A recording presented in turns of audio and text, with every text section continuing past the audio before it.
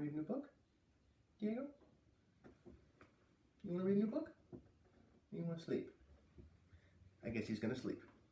All right, well, welcome to a new Read Aloud. This is called Hero by Mike Lupica. And it says, Hero, for one kid, the time is now. And if I'm not mistaken, I think the big city in the picture is New York. I could be mistaken, though. We'll find out as we read. About the book. Zach Harriman thought he knew his dad.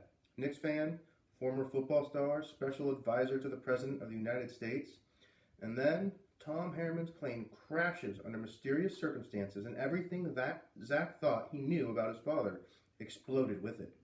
Now the same people who wanted his father dead want Zachary very much alive, because Tom Harriman was no ordinary man, and Zach is destined to follow in his footsteps as something no one even knows exists, a 14-year-old superhero. This is going to be a good book. All right, chapter 1. Coffee first, then read.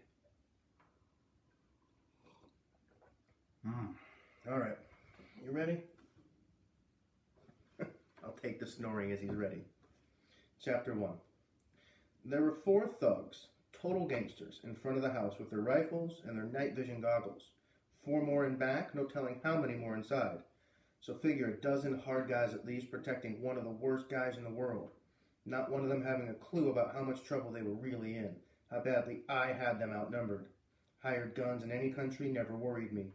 The bads, they were the real enemy, worse than any terrorist, even if I was one of the few people alive who knew they existed. Even my boss, the President of the United States, didn't know what we were really up against, how much he really needed me. When he talked about our country fighting an unseen threat, he didn't know how true that really was. When my son Zach was little, I used to tell him these fantastic bedtime stories about the bads, and he thought I was making them up. I wasn't. The snow was falling hard now, bringing night along with it. Not good, definitely not good. I didn't need a blizzard tonight, not if I wanted to get the plane in the air once I got back to the small terminal near the airport in Zagreb. Which was only going to happen if I could get past the guards, get inside, and then back out with the guy I'd come all this way for. It meant things going the way they were supposed to, which didn't always happen in my line of work. My official line of work? Well, that would be Special Advisor to the President, a title that meant nothing on nights like this. On assignments like this, the real job description was fixing things, things that other people couldn't. Saving people who needed saving, capturing people who needed to be stopped, dispensing my own brand of justice. Sometimes I had help. People watching my back, not tonight. Tonight, I was on my own. Not even the president knew where I was. Sometimes you have to play by your own rules. On this remote hill in northern Bosnia, near where the concentration camps had been discovered a few years before, I had managed to finally locate a Serb war criminal and part-time terrorist named Vladimir Redovic. He was known to governments around the world and decent people everywhere as Vlad the Bad because of all the innocent people he'd slaughtered when he was in power, before he was on the run. To me, he was known by a code name, which I thought fit him much better, the Rat. I was here to catch the Rat.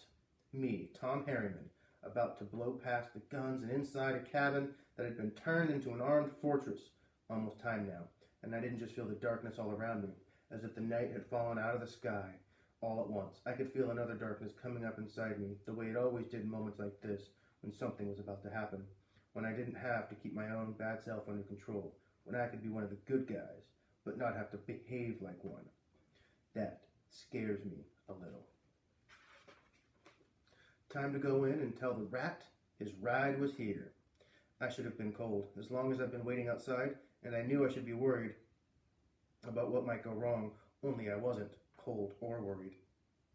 As I move along in front of the tree line, seeing the smoke coming out of the chimney, seeing both levels of the house lit up, I did wonder if it had been too easy finding him. I wondered if the bads had wanted me to find him, as a way of drawing me here, making me vulnerable. But that was always part of the fun, wasn't it? The finding out. Someday, when Zach is ready, when it is Zach's time and not mine, I will have to tell him the truth about the bads and about me. Tell my kid that the most fantastic story of all was me. But for now, it was time to be the unknown hero again, with the Jeep waiting for me on the access road over the other side of the woods, with the jet waiting a few miles away in Zagreb. This wasn't the Tom Harriman who testified in front of Congress and briefed the intelligence agencies. This was the Tom Harriman who did whatever it took to get the job done. I began to move toward the left side of the house, my boots not making a sound, even on the frozen snow, one of my many talents, gliding like I was riding an invisible wave. The front foremen were fanned out about 50 yards from the cabin, carrying their rifles like they were looking for an excuse to use them. They didn't know what I knew, that even if they did get to use them, the guns wouldn't do them much good. And just like that, I changed the plan, called an audible on myself, came walking out of the woods in plain sight, talking to them in their native language. "I'm lost," I said. "Can you help me out?" Every gun turned toward me as the guards shouted at me to stop, but I just kept smiling, moving towards them, asking how to find my way back to the main road. I was such a stupid. They probably never met such a stupid in their lives. The guy in charge just shook his head, turned and said something I couldn't hear, and they laughed, all of them dropping their guns at the same time, like a fighter dropping his hands. I was on them before they knew it. It was as if I'd covered the ground between us in one step, another one of my talents. Michael Jordan, LeBron James never had a first step like this. I put all four of them down before any of them could get their gun back up. Wondered if they could hear the roar inside my head, the one I always heard. It was never adrenaline in times like this. It was something more, something I'd never been able to understand or control very well once the bell rang. Most people only see it happen in action movies. 1 against 4, one guy using only his hands and feet for spins and kicks and jumps. Only this was no movie. It was over quickly. The four of them laid out in the snow, arms splayed like snow angels, done like dinner, as Zach would say. It was then I heard the crackle of the walkie-talkie from inside one of the guards' parkas. He heard a voice full of static asking, "Tony." He wouldn't respond. That if he didn't respond right now, he was going to come looking for him. I didn't know whether the voice was coming from behind the house, one of the four back there I'd seen earlier, or from someone inside with the rat. Someone on the roof trained a huge searchlight on the front yard, making night as bright as day. The first shot was fired then, from somewhere off to my left. Then another. I ducked and rolled and went in a low crouch in the direction of the front door. They were probably wondering how I could still be moving like this, how they'd possibly missed me from such close range. I didn't have time to tell them they probably hadn't missed, that if they were going to put me down, they simply needed bigger guns. They were putting me down, or they weren't putting me down, and they weren't stopping me. I'd come too far to get the rat.